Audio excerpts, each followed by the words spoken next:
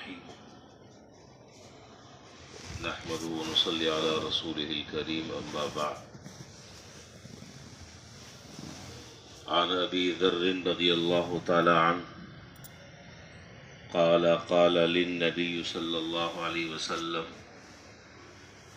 لا تحقرن من المعروف شيئا ولو أن تلقى أخاك بوجه طلق۔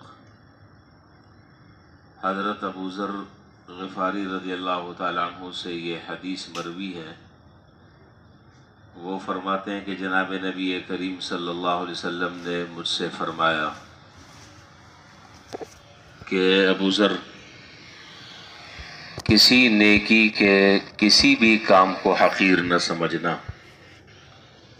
کسی بھی نیکی کے کسی کام کو حقیر اور کمتر نہ سمجھنا، خواہ وہ نیکی یہی ہو کہ تم اپنے بھائی سے خندہ پیشانی کے ساتھ ملاقات کر لو۔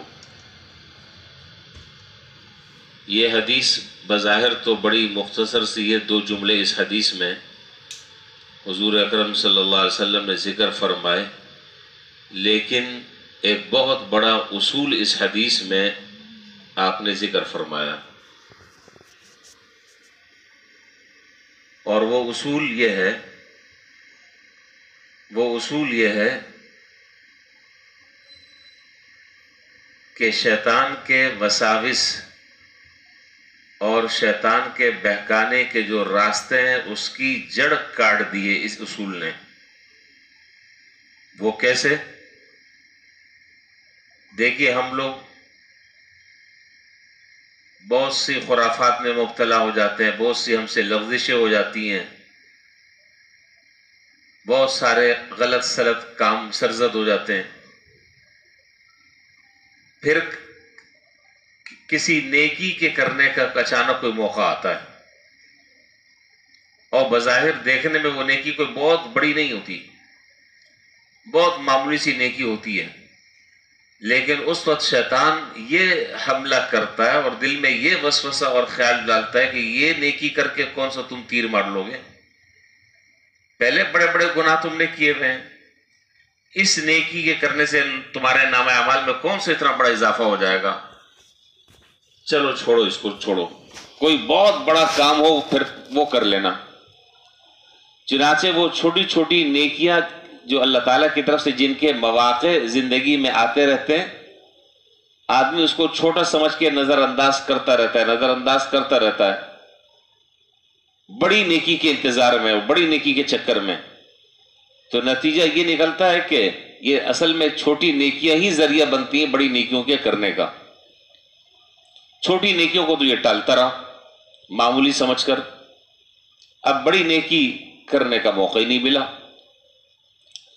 تو حضور صلی اللہ علیہ وسلم یہاں اس حدیث میں یہ بات ارشاد فرما رہے ہیں کہ نیک کام یا کوئی بھی نیکی چاہے وہ معمولی سی کیوں نہ ہو، اس کو حقیر مت سمجھو، اس کو کمتر نہ سمجھو، بلکہ جب کسی نیکی کے کرنے کا موقع آئے اس کو کر گزرو۔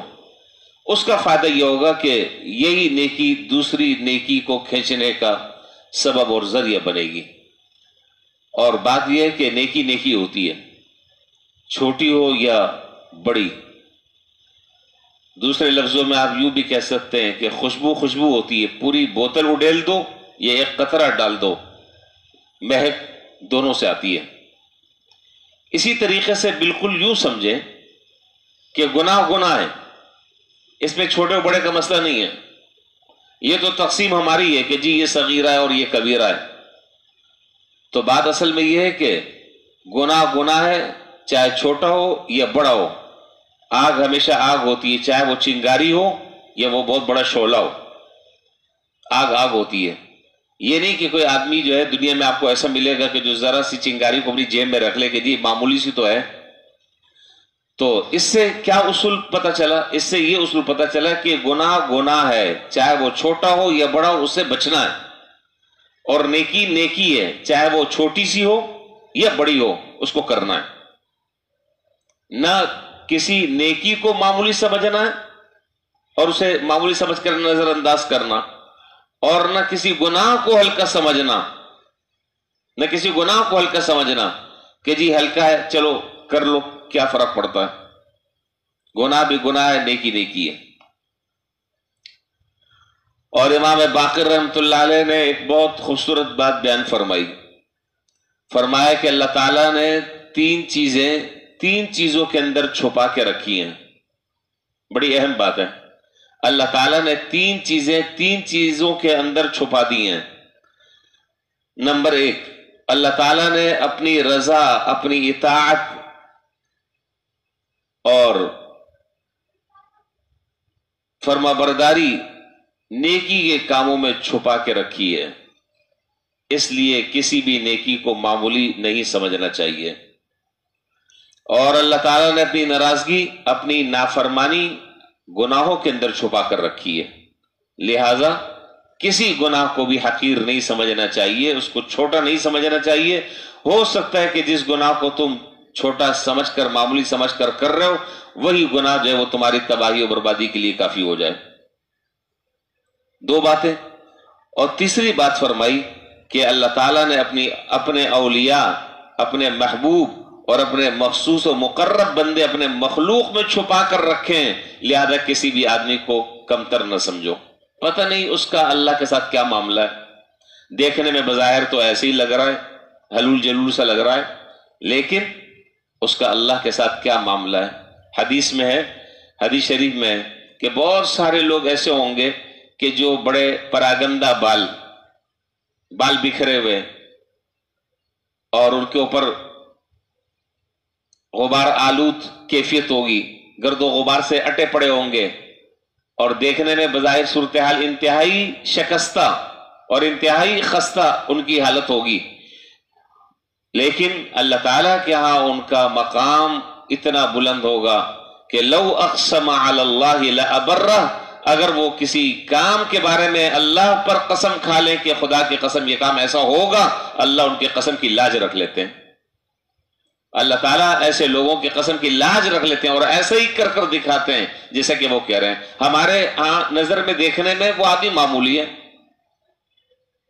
لیکن نہیں معلوم کہ کس کا مرتبہ اور کس کا مقام کیا ہے۔ بزرگوں نے تو یہاں تک فرمایا کہ کسی گناہگار آدمی سے بھی نفرت نہیں کرنی چاہیے، ہاں گناہ سے نفرت کرو۔ ڈاکٹر جو ہے وہ مریض سے نفرت نہیں کرتا، اگر ڈاکٹر جو ہے وہ مریض سے نفرت کرنے لگے تو اس نے تو چلا لی اپنی دکان، اسپتال چلا لی اپنا۔ وہ مرض سے نفرت کرتا ہے، مرض کو نکالتا ہے، مریض کو نہیں دھتکارتا۔